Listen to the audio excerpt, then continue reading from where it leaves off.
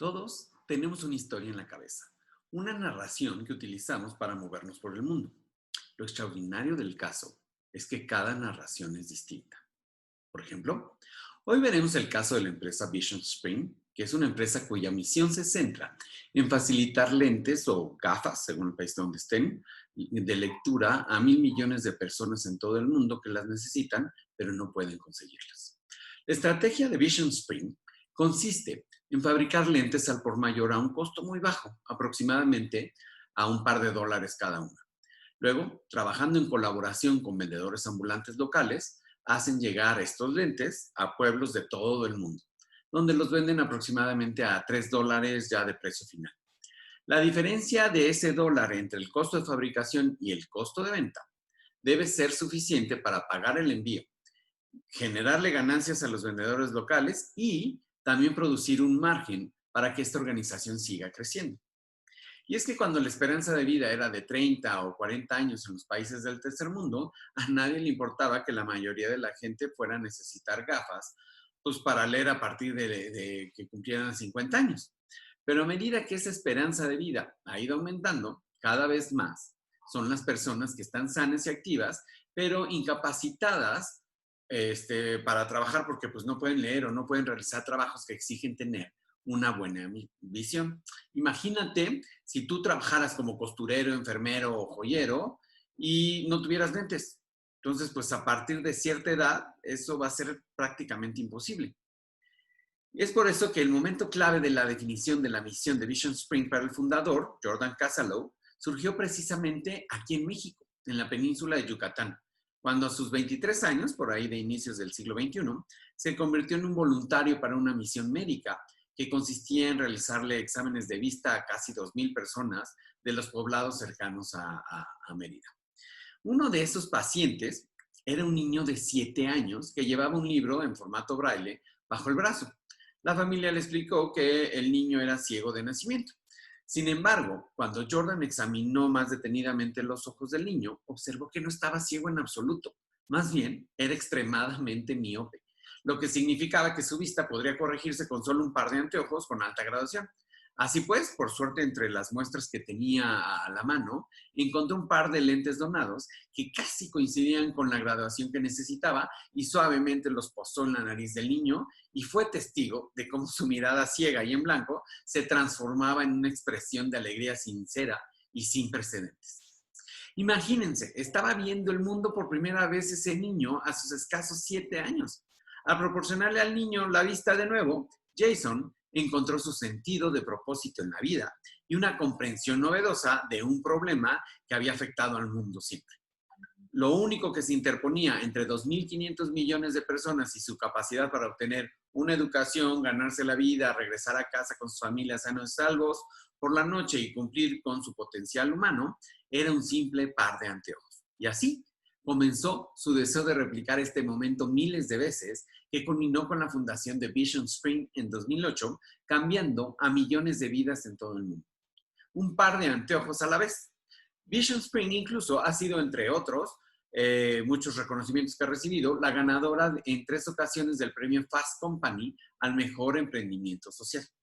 Sin embargo, el inicio para Vision Spring no fue fácil, ya que en un pueblo de la India, donde ahora centran sus actividades y ya empiezan incluso la expansión al continente africano, cuando iniciaban, pues montaban su mesa de exposición en cualquier pueblo, se acercaba mucha gente a ver qué sucedía, porque era como una forma de entretenimiento, porque era de los típicos días calurosos donde no hay mucho que hacer en estas entidades, y por lo general iban vestidos los hombres con sus camisas de trabajo tradicionales de la India, que están bordados y que tienen un bolsillo aquí en la parte frontal.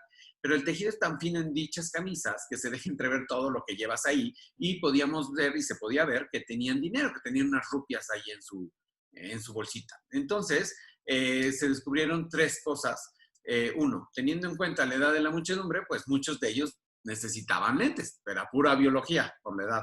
Dos, muchos no llevaban lentes ni puestos ni en los bolsillos, entonces con toda probabilidad, pues no tenían lentes.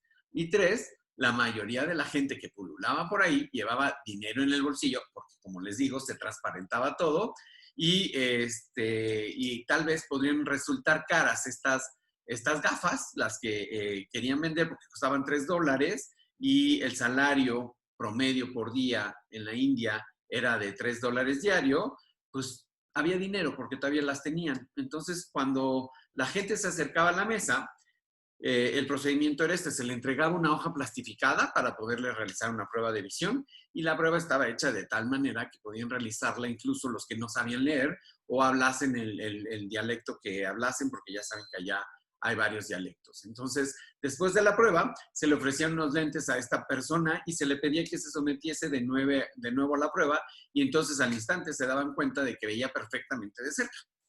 Sí, ya sé que me van a decir, ay César, pues así es como funcionan los exámenes de la vista normalmente. Sí, pero para estos hombres y mujeres de la India, esto era una tecnología que les inspiraba confianza. Sin embargo, menos de un tercio de la población que sí necesitaban los lentes, alrededor de 7 de cada 10 eran los que necesitaban, solo eran pocos los que adquirían un par. Entonces, el reto de marketing aquí era entender por qué solo 2 de cada 7 personas que necesitaban lentes los adquirían, mientras la gran mayoría, a pesar de haber experimentado esa mejora de vista, no los compraban, incluso sabiendo que la posibilidad de adquirir unos lentes a ese superprecio de $3 iba a desaparecer en una hora máximo, y pasarían meses o incluso tal vez años en que se les presentara de nuevo una oportunidad como esta. Y no era problema de precio de los $3, como muchos seguro ya están pensando, porque han de ser los típicos que quieren resolver todo bajando el precio. En el marketing mix hay más que la P de precio. Entonces, reducir el precio puede resolver a corto plazo, pero no, créanme que el consumidor que compra solo por precio es el menos fiel de los consumidores, y por eso nunca recomiendo bajar precios. Y aquí, si bien el precio significaba un día completo para el prospecto promedio, que era un desembolso importante, sí había un 30% que sí los compraba a ese precio. Entonces aquí, si eres un mercadólogo estratégico, como todos los que estamos desarrollando aquí en la Global Marketing Association, pues sabemos que la mezcla de marketing interviene en otras variables para lograr ese intercambio, no solo es la P de precio. Entonces, si ya los compraban a $3, pues había que ver qué otras variables estaban afectando. Así pues, Vision Springs invitó a Seth Godin, el mejor marketero desde mi punto de vista de nuestros tiempos, y es como mi mentor personal. No lo sabe él todavía, pero ya se enterará. Entonces, Seth los acompañó para descubrir qué podían hacer en este caso, de por qué solo un tercio del público objetivo estaba comprando los lentes. Y tras analizar cómo era este proceso de venta, vio que en el momento que terminaban el examen de la vista, se le ofrecía al prospecto un espejo y 10 modelos distintos de armazón nuevos y protegidos por fundas de plástico. Entonces, les pidió cambiar solo esa cosa en el proceso, y ¿qué creen? Logró duplicar el número de lentes vendidos. Pero pues a ver, ¿cómo fue que le hizo? Pues sencillamente lo que hizo fue sacar todos los lentes de sus envoltorios, de esos plásticos transparentes, los acomodó sobre una mesa, y entonces cuando la gente estaba haciendo la cola para que le hicieran su prueba de vista, pues la gente podía tocarlos y ver los lentes sin que nadie los estuviera presionando, y se los podían probar. Cuando ya alguien los agarraba y se los probaba, se acercaba a alguien y les decía: estos son sus nuevos lentes. Si le funcionan y le gustan, nos paga $3. Si no los quiera, solo devuélvalos, por favor. Así de simple. Cambiaron el relato y la interacción. Pasaron del típico, a ver, aquí tiene una oportunidad de comprar estos lentes que le van a quedar muy bien, va a recuperar su visión y va a disfrutar de todo este proceso, mientras lo atendían como rey de principio a fin. Pasaron de ese proceso que sería el normal y el que todos estamos acostumbrados, al simplemente: ¿quiere llevarse estos lentes? O que le están funcionando, quiere llevarse estos lentes que le están funcionando, o los deja. Tómelo o déjale. Ese es todo el speech que cambiaron. Y el deseo de ganar contra el de evitar la pérdida, en lugar de centrarse en toda la bola de beneficios y los distractores que tenían en el proceso, pues focalizó el dolor del consumidor de perder algo que ya había obtenido, ya había experimentado y ya había tocado. Incluso una vez que se los ponían, pues ya era con su graduación para que ya no lo soltara. Entonces, hay que estar muy conscientes siempre de a quién le vendemos las cosas, ya que cuando vives en la pobreza más absoluta, el placer que proporciona una compra no es el mismo que sientes como cuando vives en condiciones un poco más afortunadas, como gracias a Dios la mayoría que me ven así lo están viviendo. De hecho, la emoción que nos conlleva comprar algo que nunca has comprado, porque recuerden que todos compramos con la emoción y no con la razón, y por eso les pido que ya se olviden, por favor, de ese de véndele a la mente, porque son puros vendehumos, porque no hay que venderle a la mente, hay que venderle al corazón, al sentimiento siempre, y no a la razón, porque las compras son emocionales, nos gusta o no. Entonces, para una persona de escasos recursos, comprar algo que equivale, pues a correr riesgos, porque no es tanto el monto del dinero, sino cómo lo administran y qué va a significar ese gasto. Entonces, si aunado a que estás nervioso porque vas a gastar dinero, te están como que presionando y te están diciendo, mire, hay estos tipos de lentes, y les abres muchas las opciones, se empieza a confundir. Y el riesgo para el cliente, pues incrementa. Y por no equivocarse, porque una consecuencia fatal podría ser que se quedara sin cenar ese día o que ya no pudiera asistir al médico, entonces con tal de no equivocarse, pues no deciden y no compran porque es demasiado. Acuérdense que nuestra función como mercadólogos es ayudarle al cliente a decidir. Entonces, entre más opciones le demos al cliente, pues más problemático va a ser que nos decidamos. Y sobre todo en escasos recursos es, ¿lo tomas o lo dejas?